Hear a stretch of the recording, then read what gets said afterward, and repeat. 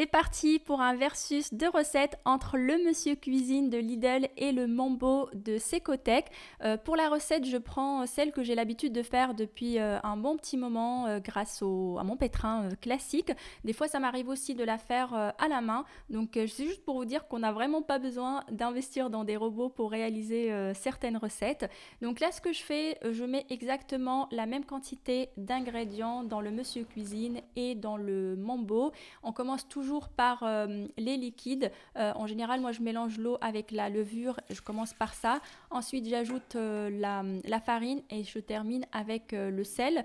L'huile, c'est pas indispensable, mais j'aime beaucoup ajouter un petit peu d'huile. Des fois, ça m'arrive aussi d'aromatiser avec des épices ou avec des herbes de Provence. À vos devoirs. Et après, il suffit tout simplement de fermer chaque bol.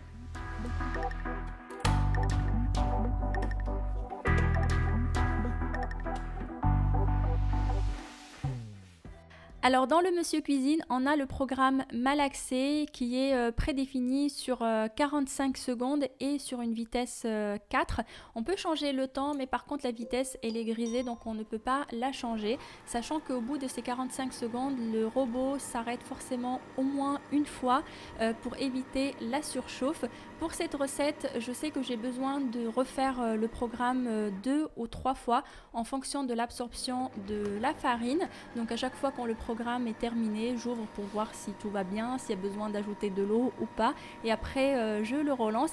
Et au bout de la deuxième fois, je commence déjà à avoir une belle pâte, et en général j'ajoute une troisième fois pour être sûr que c'est bien malaxé. J'aimerais bien ajouter un peu plus, mais je vous avoue que j'ai pas envie de trop le pousser parce que tout simplement il commence à surchauffer et c'est chiant qu'il s'arrête à chaque fois. Donc voilà. Là, je suis à la troisième fois. J'ai une pâte qui est bien collante. Alors elle se décolle légèrement de la paroi. Dans le fond, elle est bien collée quand même. Mais voilà, moi je considère qu'elle est plutôt pas mal et je suis toujours contente que le robot ne m'a pas lâché au bout de mes 3 tentatives. Là, on passe au Mambo. Donc, il n'y a pas de programme. Donc, c'est moi qui programme la vitesse et je me base sur la recette qui est prévue, que j'ai trouvée dans le livre de recettes. Donc, vitesse 3. Et là, on est parti sur 8 minutes de pétrissage. Pendant ce temps-là, je profite pour débarrasser la pâte du Monsieur Cuisine. Alors la pâte est bien collante, c'est tout à fait normal. J'ai le même résultat quand je la fais avec mon pétrin classique. C'est juste que dans le pétrin classique, elle commence à se décoller des parois du bol et j'ai presque une boule qui est déjà formée. Alors que là, vous voyez que c'est la galère. Je suis même obligée de retirer le couteau pour récupérer le maximum de matière. Je pense que c'est la dernière fois que je fais un test avec le Monsieur Cuisine en ce qui concerne les pâtes parce que c'est vraiment trop chiant à chaque fois de récupérer la pâte et surtout le nettoyage après c'est trop galère. Mais voilà, j'ai profité, c'est pour répondre aux questions que je reçois sur la chaîne et surtout sur le site internet. On peut tout à fait pétrir les pâtes à pizza, pain, etc. Par contre, il faut savoir que le robot, il peut surchauffer. Si vous faites que 45 secondes, il s'arrête et normalement, il n'y a pas de surchauffe. Moi, le maximum que j'ai fait, je l'ai relancé 3 fois. Mais si vous avez des recettes qui nécessitent 15-20 minutes de pétrissage, à mon avis, le robot ne va pas trop aimer. Si vous testez, n'hésitez pas à me dire s'il a tenu le coup. Donc là, je forme juste ma boule et je vais la mettre de côté pour qu'elle commence à gonfler. Alors pour le Mambo, donc là on est sur la fin, il a tenu les 8 minutes sans aucun problème, il ne s'est pas arrêté une seule fois, donc pas de surchauffe. Nickel. Et donc j'ai utilisé le bol dans lequel il y a la Mambo Mix, donc la cuillère, et regardez, c'est parfait, ça s'est bien décollé des parois du bol. Bon, on a des petits résidus sur les parois, mais comparé au Monsieur Cuisine, on est plutôt pas mal. Ma pâte, elle est collante et je la trouve bien, donc tout va bien. Je vais la débarrasser dans un bol. Donc j'ai mis la petite pièce blanche, en fait, c'est Sandrine de la chaîne Sand Cook and Look qui me l'avait envoyé. Je vous mets le lien dans la barre d'informations si vous souhaitez la commander. En fait, c'est une pièce qui évite que mon couteau se désaxe. Voilà, Donc je l'ai mis là juste pour savoir que c'était la pâte du Monsieur Cuisine. Et là, vous voyez, pour le mambo, eh ben, c'est beaucoup moins galère à retirer. C'est parfait. Et là, pareil, je vais juste la travailler un petit peu pour former une boule et je laisse lever à peu près 1 heure et demie jusqu'à 2 heures. Il faut que ça gonfle bien. Là, je laisse sur le plan de travail parce qu'il fait assez chaud et celle du Monsieur Cuisine, elle commence déjà un petit peu à lever, donc il va y avoir un petit écart. Mais bon, on va dire que c'est pas très grave. J'enduis avec un petit peu d'huile pour éviter les petites croûtes et je laisse les pâtes tranquilles.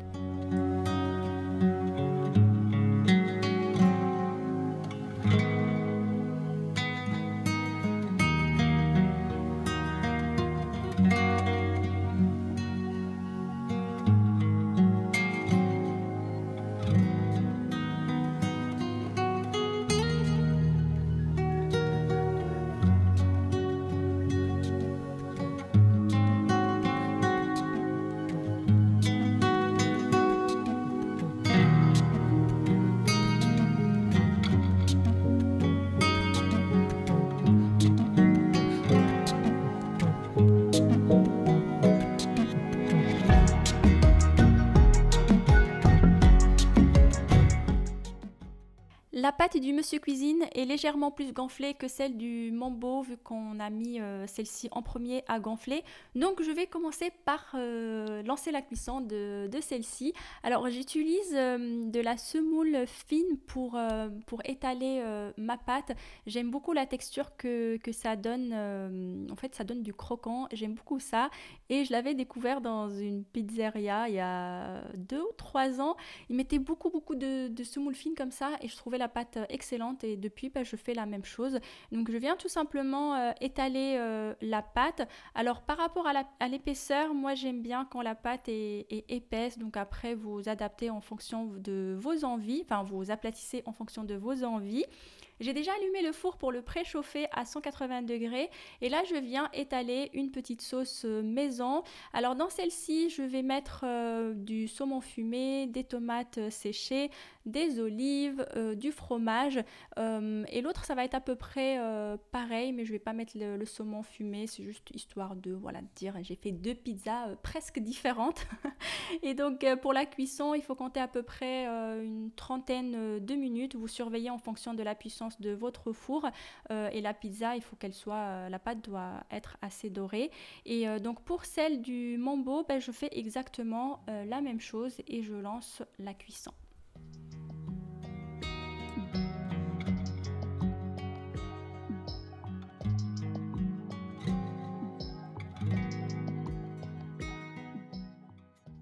Juste avant de servir, j'ajoute un petit peu de fromage mariné, un bon filet d'huile d'olive, quelques feuilles de basilic, quelques feuilles de roquette et après on peut déguster.